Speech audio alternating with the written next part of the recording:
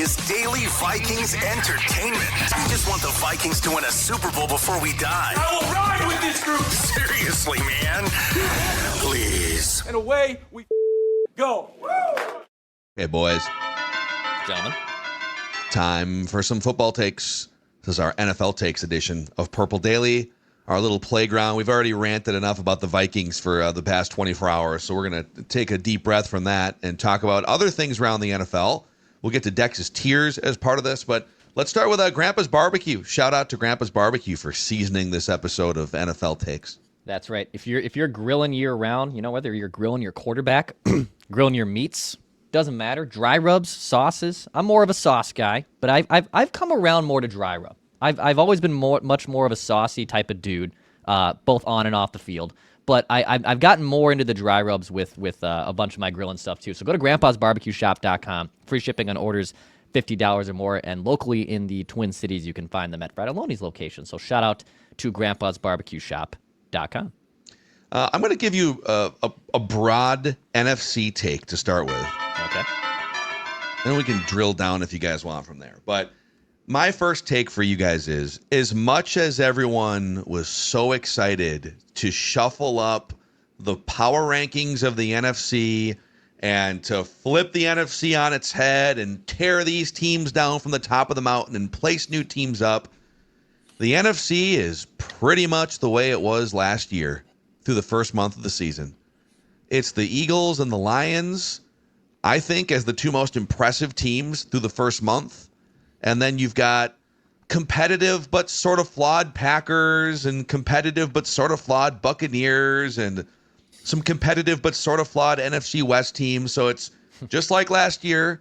It's very clearly Eagles and Lions at the top of the NFC, and then a hodgepodge of good but not elite teams beneath them, and maybe a couple bottom feeders like the New Orleans Saints, and we'll see about the Giants now without Malik Neighbors. It's just kind of funny how we do all these mental gymnastics to try and find ways to make the Eagles and the Lions non-playoff teams, and they're going to come crumbling down. It's like, no, those are still and the Eagles are walking a tightrope maybe more than they were last year with some of these close games, but they're 4-0 with the best record in the NFC. Yeah. Mm-hmm. What's even probably just as equally amazing is in the AFC, like the top tier quarterbacks are all there, right? You have Mahomes, you have Lamar Jackson, you have Joe Burrow. I know now Lamar might be headed towards the injured list. Burrow's obviously out for multiple months, but it's top heavy with some of the better quarterbacks there in the AFC. But outside of the Bills, like who's the second best team in the AFC right now? And I think it's up for debate. Like the Bills are head and shoulders are above them. But I think it's the Chiefs. Yeah. It's probably even though they started 0-2. Yeah. Probably. Yeah. So here's my feeling is it's status quo for now. Now you are correct. There are a lot of people, not surprisingly, in Philadelphia who are actually panicking at 4-0 because things don't look as they think that they should. But here's my next question. Okay, it's September still. We're almost to October. The injuries, because as always, they're mounting, right? So, like, who is going to have, is anyone going to have an extended run of good health?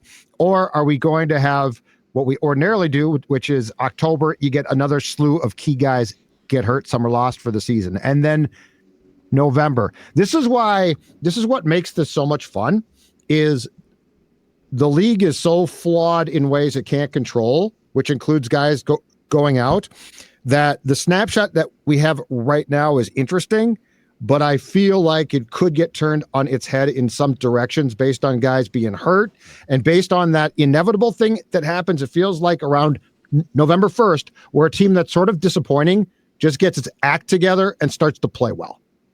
What stocks right now are you aggressively buying and aggressively selling in the NFL? I would buy stock right now. In fact, they lost yesterday. I think I would still buy stock in Washington.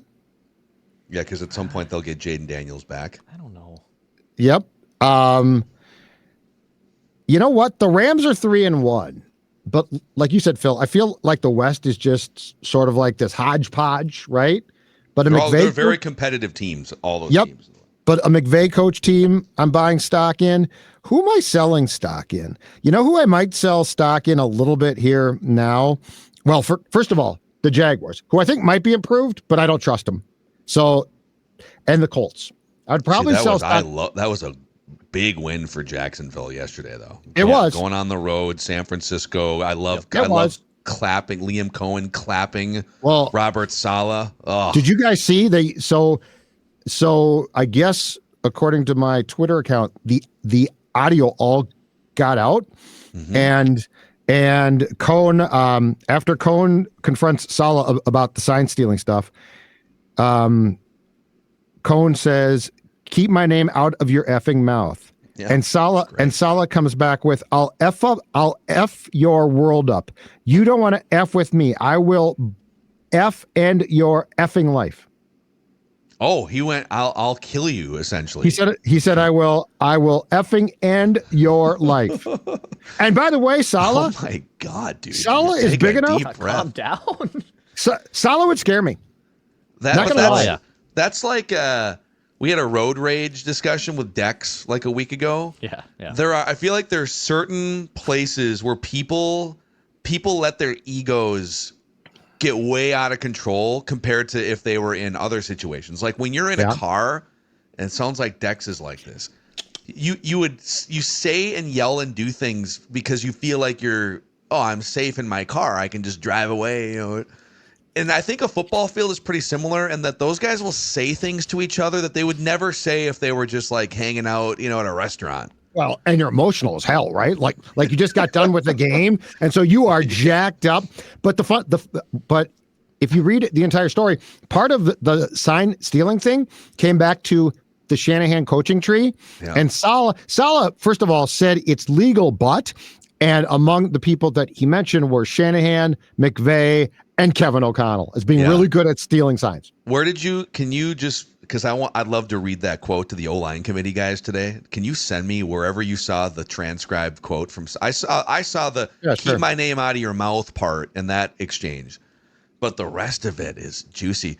Since we're on that subject of Liam Cohen and the 3-1 Jaguars, kind of a similar case to Nick Sirianni, and that people just wrote that dude off at the press conference because it was the Duval, like he's just kind of a weirdo at the press conference. And Nick Sirianni was nervously reading from a piece of notebook paper or something, talking about the systems and processes, and he was like shaking nervous, and people are like, well, that's not going to work. And Nick Sirianni eventually became a Super Bowl coach. And I'm not saying Liam Cohen's going to bring the Jaguars to a Super Bowl, but people were like, oh, this dude's a weirdo. There's no way this is going to work. But he's a McVay coaching tree guy. And it's funny that we fawn all over the other McVay coaching tree guys for years. If you spent 5 minutes at a coffee shop with him, it's like you're anointed the next big thing in the NFL. And with Liam Cohen, that's kind of gone under the radar. That dude was an offensive coordinator for Sean McVay. And he is taking some of those McVay principles over to Trevor Lawrence. And here they go. Like they're 3-1, big road win at San Francisco. And I think that franchise has been so irrelevant and dead and without a personality for like basically 25 years since Tom Coughlin left for Jack Del Rio brought some personality, but that was also like 15 or 20 years ago. Yeah. For them to beat San Francisco and for him to clap Robert Saleh, who in an actual fight would literally murder Liam Cohen. Yeah, he's still It's great. It's great. The Jaguars are bringing some great energy in the first few weeks. Okay. It's another take of mine, I guess. Jaguar energy. All right. Judd, sling a take. Yeah. Here's mine. All right. We saw a fabulously entertaining Packers-Cowboys game last night that ends in a 40-40 tie with some clock management. If you think the Vikings were shaky at the end of the game, my God, Jordan Love, I have no idea. You basically almost lost that game because you so badly as a team mismanaged the clock. But anyway, at least they could see the clock. The Vikings' excuse is, we couldn't see the clock. Yeah, the clock was off. But anyway, my take is this. I've always said this, and I will always continue to say this. I hate NFL ties. They screw up the standings. Now it's a half loss, half win. And here's where, so I'm not just going to come to the table with a dislike. I'm going to come to the table with a fix that was broached in the offseason, but I think they need to look at this again. I understand you don't want to play another full quarter, but can we just play another full quarter or until we have a team that on its technically it would be second possession, but each team gets a chance, right? And then if it's tied, the problem is the current construction is a 10-minute quarter. That's basically it. So can we come back? Can we just play or give ourselves the normal length 15-minute quarter to decide a game? I have another solution. What if, and hear me out on this, what if the first team scores and the game's over? I thought we fought Sudden death. Field goal too. But that's the way to fix the problem that you're outlining, is go back to the rule that we had for decades, which is sudden death. But we fought hard. You either do sudden death or you expand it beyond 10 minutes. There's really, like, I'm with you. There's really no way to do 10 minutes and each team gets a possession. Yeah. Because the possessions, sometimes you see these drives that are like 12-minute possessions on their own. Correct. You know?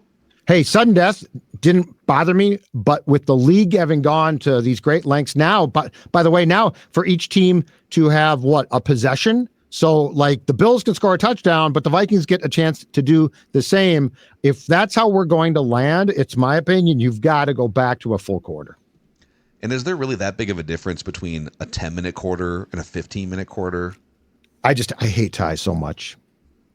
But like, to that question, is there? No. Why don't they just do a 15-minute quarter? Player safety, Phil. Player safety. We're worried about players. That extra 5 might kill them. Would you ever be down for? So that game ends last night. Packers kick a field goal to tie it, and the time expires. Would you ever be down for a field goal off at that point? God, no. A kickoff. No, but I've thought of it.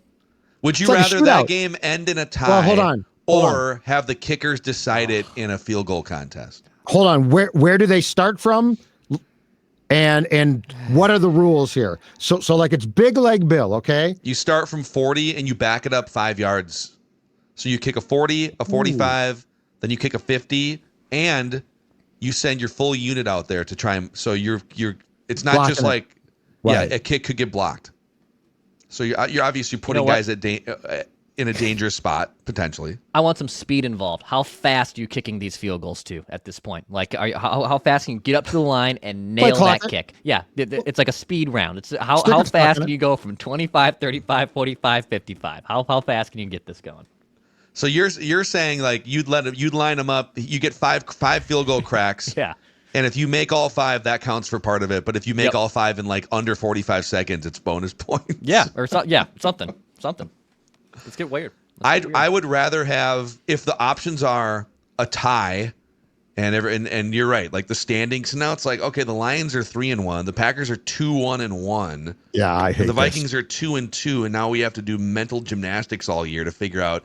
And then think about like the conference tiebreaker now. Yeah. Now they're 2-0-1 in the conference, and I would rather have a field goal contest. I would say 15-minute overtime to just give you more time. Yeah. Option 1. Option 2 would be a field goal contest, and then option 3 would be ties. I don't want ties either. As a player too, and I don't know, maybe Maya and Boone can talk about this, but like as a player, do you feel better that you ended the overtime period with a tie, or would you rather just have a win or a loss? Like, is that a victory for you? It's weird because they didn't celebrate it. I know. They made the field goal, and they just kind of had this subdued, like, pat the kicker on the helmet because he successfully avoided a loss, but they didn't win, so it's just it's a weird vibe. Jerry Jones felt very happy that they didn't lose that game, by the way. It's got to be completely unsatisfying, right? It's got to be completely, but again, I'll go back to explain this. What were the Packers doing at the end of that game? Like it was by the grace of God that the incompletion by Love to set up the field goal left a second. Like that was not, he did not think, you know what I'm going to do? I'm going to leave 1 second. Yeah. Well, like the Dallas clock operator too, right? I know, but like, operator. Explain that as far as clock management. Well, that's one of Jordan Love is as physically talented as almost any quarterback in the league. He's mobile. He has a huge arm. He's capable of throwing 300 plus yards in a game and putting up huge numbers. And we've seen stretches where he looks like one of the 6 or 7 best quarterbacks in the league. But it's those end of game moments that guys like Mahomes and Josh Allen and even Lamar Jackson, when he's not playing the Chiefs in the playoffs or the Steelers, that they master 30 seconds, 25, it's second down, it's third down. Operationally, it's all in slow motion for them. And you could tell that Jordan Love was really swimming in the math of it all of like, okay, what's going on here? Am I waiting for the sideline to tell me what's happening? Ideally, you would just let your quarterback, hey, once it's under a minute, run the show, baby. And I'll be in your ear if need to, like, hey, spike. But yeah, and then once, like, they should have run a play with 12 seconds left or 10 seconds left, Correct. An actual play. But once it got down to like 5 or 6 seconds, then the correct play is probably to spike it so that you can at least get your field goal unit out there for fourth down. But I was watching that thinking Jordan Love is like way better than a lot of Vikings fans want to give him credit for. But that's the thing that is probably going to prevent them from winning a Super Bowl is if he's up in a matchup against, if it's a close game, does he know how to seal it? Sort of that end game that other quarterbacks have mastered. But what's bizarre about the entire sequence is you practice that in training camp. Like, it's not like Jordan Love got to that point and it's like, I've never been here before. What do I do? Like, you practice that. We've both seen the Vikings do it. They practice those situations in training camp. Yeah. And it was like Jordan Love just completely forgot what transpired on that day or decided to skip it. Like, it was literally like, oh my God, what do I do? What do I do? What do I do? It's like, okay, dude, the clock is going to run out. It's literally, you're going to take one last shot. And instead of a tie, which we all hate, I get it, but it's still preferable to a loss probably. He just like freaked out. Yeah. I like Jordan Love a lot. I probably am the bigger fan of his compared to just us three, but I think they showed it on the broadcast late last night when they began the drive. And not that he should have a ton of these, but I think just one comeback under 2 minutes in his career. I think one game-winning drive under 2 minutes in his career, and he's only been the starter. This is year 3 or 4? Year 4, I think, for Jordan Love as a starting quarterback. And hey, if you're winning a lot of games like the Packers are, you're typically not playing from behind in the last 2 minutes. But kind of a mind-blowing stat there. I was like, wow, because even how many times does Kansas City sweat in the last few minutes of a fourth quarter just to have some Mahomes magic at the end that he pulls through? Same with Josh Allen. But yeah, that probably is a factor of his game, Jordan Love's, that we probably should be watching a lot more. Yeah, and we can probably pump the brakes a little on crowning the Packers Super Bowl champions after the Micah Parsons trade and after week 1. They're a really good team, and they're going to go win double-digit games, and they are going to be a factor. But just I think people were a little premature thinking that, this is now the Super Bowl favorite over 2 games in? Come on. That was it. That's all we need to see. One step back there. We've got Dex's tears ready to be unleashed here. Dex, what are your tears looking like here after week 4? There's still 2 games tonight, right? So we're still waiting on. Yes, we're waiting on a couple games tonight. I don't need 2 games on Monday this much. We just did it. Second time we've done it already. Yeah, I don't like it. Yeah. Well, I mean, once in a while, dud matchups, 2 minutes. The Jets and the Dolphins, and then the Bengals and the Broncos. Those are noon games on the red zone.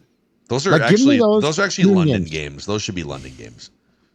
Or Jets, Dolphins. Send them to London, for God's sakes. All right, Dex's tiers. I think I have 10 groupings. 10 tiers. 10 tiers groupings. ready to rock. 30. He's got 35 groupings. I got 31. Mathematically impossible. Wow.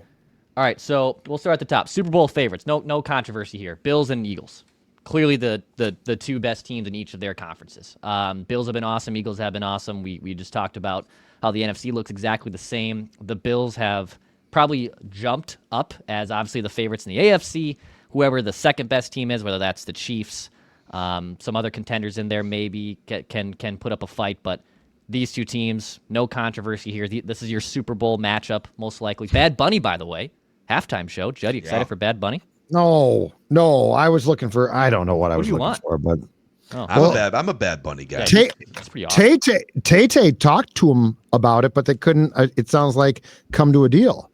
Taylor was talking to. I think she met with Goodell about it. Yeah. Wow. But neither like that would have been. Neither of them need each other. Like Taylor Swift doesn't need the NFL, and the NFL doesn't need T. No, but Swift the fans need T Swift, man. Yeah, Come on. but they've both elevated each other. They've Yeah. actually been great It'd be for each other perfect. the last 2 years.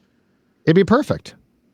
Bad Bunny just doesn't excite me much, but sorry. I saw, I think it was Neil Schoen, the longtime founder and guitar player for Journey, was on the internet because the Super Bowl's in Santa Clara, right? Yes. I think so. In Santa Yep. Clara, Home of 49ers. outskirts of San Francisco. Yes, And sir. he was probably because Journey is Bay Area, Metallica is Bay Area, and he was trying to get like the old rockers from when. But when I think of a joint concert, I think Journey and Metallica would be great Can you together. But imagine that? he was trying to get the throwback rockers. He was on Twitter trying to get some momentum. I don't think it got enough retweets though. I'd go see Journey. Of course you would. That's fine. Right. Yeah. Anyways, legit contenders. Now, there's other teams that are probably fit the mold of legit contenders than just these two in the Rams and Lions who I have group in the legit contenders, which is I think a tier I've used all 3 times of doing the tiers. I have these two, I think, kind of head and shoulders above. I know they're both the NFC, but they've looked the part. They find ways to win. They have good head coach quarterback combos. I don't think it's any controversy to suggest that both of these teams could find themselves in the NFC title game if the season were to be fast forward from now. So, yeah, that was kind of a weird game. The Rams beat the Colts, handed them their first loss, but there was a Colts receiver had one of those drop the ball before the goal line situations, and they lost by 7. So just secure that ball tightly as you cross over the goal line, hand it to the official along the back end zone line, and your life will be a lot easier. Exactly. The I hate you both tier because you tied. The Cowboys and Packers. I hate you both. Like this is now just complicated things, trying to figure it out. Tiers I don't are like devolving. it. The tiers are devolving. These two teams. Like I think the Packers, maybe not as highly from the last 2 weeks, but I think they're contenders in the NFC. Like I could put them in contenders, but the tie has just made things ridiculous. So I'm gonna put a little bit of an opinion here that I hate you both for doing a tie. Just a small opinion. Just a small opinion from Dex. I hate you both. I think Jerry Jones kind of loves the Cowboys are 1-2-1, which he maybe doesn't love that. But the fact that they're interesting, their offense is high octane again. Dak Prescott is proving him because his whole premise for Micah Parsons was, well, listen, we have to pay Dak Prescott $60 million a year. We can't afford. Dak Prescott is indispensable. He said last night. Micah Parsons wasn't. So and it might sound silly, but I think in Jerry's mind, the fact he didn't lose to Micah was huge. Yeah, he didn't take the L. Although Micah made a huge tackle late in that game that may have saved things. So okay. Next tier, the they'll be fine tier. So teams now the Chiefs won, but these teams are fine. They're in a fine position here. And the Bucks, the Colts, the Niners, the Chiefs. Chiefs obviously needed a win in the worst way. The other 3 teams this week lost, but it wasn't like a kick in the gut to their playoff hopes. I don't look at them any less than I have. The Colts, even with Danny Dimes, still having a pretty good year. Like they have a path to win that division.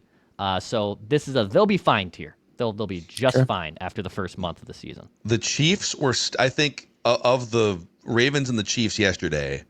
The Ravens are in a better spot schedule-wise to absorb a 1-3 start because there's a lot of like Bengals and Browns and bad teams on the Ravens schedule. The Chiefs, to get back to 2-2, take a deep breath. Now it's at 3-1 Jacksonville next Monday. Lions, they've got the Commanders, who likely will have Jaden Daniels back in late October. At Buffalo, at Denver, Indianapolis. So they have a really tough sled. I do think the Chiefs kind of saved their season with that win yesterday. Yeah. The trending up tier. Trending up. The Bears, who are now won back-to-back. The Steelers, who are sneakily 3-1, which is nuts. The Seahawks. Phil asked whose stock am I? I'm buying Seahawks stock. I am definitely buying some Seahawks stock. I like what I see from Seattle. I know. Will the real Sam Darnold please stand up? Might take place again towards the end of the season, but they look solid. The Jags, they look good. Drake May and the Patriots. I know they're 2-2, but Drake May has looked pretty solid. They beat up on a bad Panthers team. They beat up on also a bad Dolphins team. Excuse me. So I think they're trending up there. So I have all these teams in a trending up category. Yeah. The New England, if not for 2 turnovers at the goal line against Pittsburgh 2 weeks ago, New England would be what, 3-1? 3-1. Yeah, they're 2-2 with a terrible set of turnovers in a close game against the Steelers. They'd be 3-1 right now. Yeah. And then to your Seahawks point, it's now been 21 starts, I think. Sam Darnold, the 17 with the Vikings last year, and the 11. And so the Vikings were 14-3 with him, and the Seahawks are now 3-1. So Sam Darnold teams are 17-4, not counting the playoff loss. So call it 17-5. And he's been really, really good, and maybe has a clunker like once every 5 games or something. Totally worth the $33 million a year that he makes. And the longer you go without J.J. McCarthy stepping into the driver's seat of this organization for the Vikings and actually driving the car, the more the Sam Darnold question is going to linger and be a real thing. So kudos to him. I know Judd's been rooting against him the entire time. It's fine, though. I just know it. I just want to see it come playoff time. That's all. I think that's fair. Trending down tier. The Vikings, trending down. The Ravens, trending down.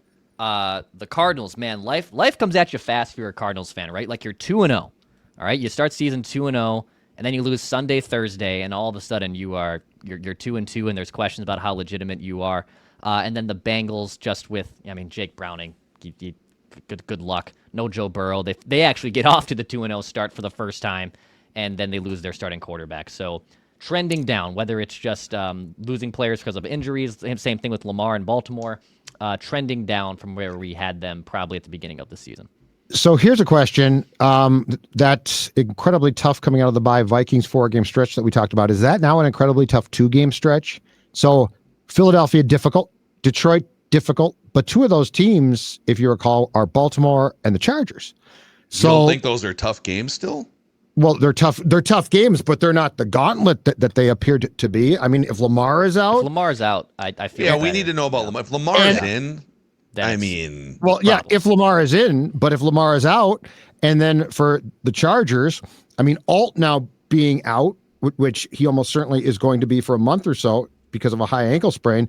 I'm just saying those 2 games, this is where the league is. This is where looking at a schedule is so tricky in May, because that looked like a complete gauntlet. And I would say 2 of those teams are still a gauntlet, but there's a very good chance, I'm not saying the Vikings are going to win them, but the Ravens and the Chargers game become a little bit more palatable given the fact that they have some key guys out as well as the Vikings. Yes, they're not they're not insurmountable games, but you're still going, even if Joe Alt is out. I think if Lamar Jackson's out, it's a totally different story for the Ravens game. But you're still facing like a Jim Harbaugh coached team on the road on a short week is going to be hell to pay regardless. So yeah, but they're definitely, if they're down Joe Alt at that time, it makes it a little more palatable. I'm going to group 2 things together. The you lost to Jackson Dart tier and the Chargers, and congrats on beating the Chargers tier and the Giants. So I'm going to take 2 things here. The Chargers, who were Super Bowl darlings for the first few weeks, now they've lost 2 tackles. Justin Herbert didn't look great. And now the Giants, with Jackson Dart making his first start in New York's hottie, because they may have found a franchise who didn't by the way, Jackson Dart didn't do anything exceptional in that game. But hey, it's a win. QBR was good. Win in the NFL. Winning is winning, to quote Vin Diesel. So I'll stack these 2 together. I was going to do them one by one, but I figured for the visual it will look better. So the you lost to Jackson Dart tier, the Chargers, and the Giants, congrats on beating the Chargers in that tier. Of course, the Giants feeling great, right? Winning this game. You got your new franchise quarterback, and of course you lose Malik Neighbors to a torn ACL for the rest of the season. So the Giants just incapable of having nice things. Couple more left here. The I have no idea who you are tier. The Falcons, the Commanders, the Broncos. Now, if Jaden Daniels, is going to get over his injury, okay, I think, and Dan Quinn's a good coach, okay, I think they're not maybe they might be okay, but I still don't really know what they are. And the Broncos, I feel like they're maybe just stuck in the middle. I don't know where to properly put these 3 teams. I don't know what you guys kind of think about these 3, and especially Atlanta and Denver are probably a little bit more similar in this vein than Washington, but I had a tough time figuring out where these 3 teams belong. I think the Falcons and Broncos are in that sort of transitional phase. The quarterbacks are young. I mean, Bo Nix was far beyond what people expected a year ago, but there's always or often regression there. Jaden Daniels out for Washington, but Michael Penix and the Falcons came back off a clunker with a nice game. But I think both of those teams are, if I was to tier the Falcons and Broncos up, I would tier them in room to grow, because I don't think that they're going to take on a definitive, like, I know who those teams are necessarily, but I think they probably will as the season goes along. And then probably most importantly, I think that you want to be going into 2026 with momentum and know that you have a good idea of who they are in training camp next year. Yeah, these are three really tough competitive teams that it really depends on how good their quarterback play is, because these are all three from the same draft class, right? 2024. Yeah. Penix had it through 300 plus yards yesterday, and Kyle Pitts had another nice little game too, in addition to Drake London. And Bijan Robinson, in addition to the 75 yards and a touchdown on the ground, had 106 receiving yards yesterday for Atlanta too. So Atlanta has weapons, man. Yep. And you just kind of wonder about the organization and coaching and whatnot, but they've been so up and down. One week they're running all over the place, and then the next week they can't score against, was it Carolina? Right? So just super, super weird vibes there. Hey, on the Falcons, what do you guys think that they can eventually, if they do trade him, get for Kirk now, though? With quarterbacks going down, and like, if you could get Kirk, what would you be by the deadline? What would you be willing to give up if you were a team like the Bengals? Oh my God. I mean, they're not getting it'd be a day 3 pick, right? You're not getting like That's my question. Third rounder for this version of Cousins, are you? I don't know. Couldn't you easily just trade for Jameis Winston? Like, would you rather have Jameis Winston or Kirk Cousins if you're the Bengals? I guess it depends on if you feel that you still have a chance or just want a slight improvement on Jake Browning. I don't know. I just think it's going to be very interesting to me as the deadline approaches if the Falcons don't trade him. Yeah, I think it's a day 3 pick. It's like a 5th or a 6th round pick. It's kind of weird that they didn't trade him over the summer, quite frankly. Yep. But here we are. Agreed. Last year, the not doing anything tier. The Saints, the Browns, the Dolphins, the Titans, the Panthers, the Texans, the Raiders, the Jets. Not doing anything tier. Except maybe firing their coaches. Yeah, this is all pretty self-explanatory. We got, 4 teams that are still winless on the season in the Saints, the Titans, the Jets, and the Dolphins are currently winless. And the other ones that are grouped in here, vying for a top 10 pick, if not potentially a top 5 pick. So not doing anything here. And that wraps up Dex's tiers. Does Mike McDaniel get fired tomorrow if the Dolphins lose at home to the Jets tonight? Yes, I think he probably does. He does too. Yeah. And here's my question. Despite the fact that he has a rookie quarterback to bring along, does Brian Callahan survive? Because the Titans look awful. The vibes feel weird there, right? Like, you do get a grace period, but it was a road game, whatever, but the Texans have looked rickety, and to go in there and just not score points is pretty rough. Yes. So, yeah, a lot of the Bears. We didn't talk a lot about the Bears here today, but I think that was a huge win for them going in and beating the Raiders on the road. And it wasn't always smooth sailing for that passing game, but to get them back to 500, they're pushing back at the Vikings now. The Vikings are dealing with all these injuries and stuff. It's it's definitely a battle now for the third team in that division. But all right, dudes, those are the NFL takes. Dex's tiers.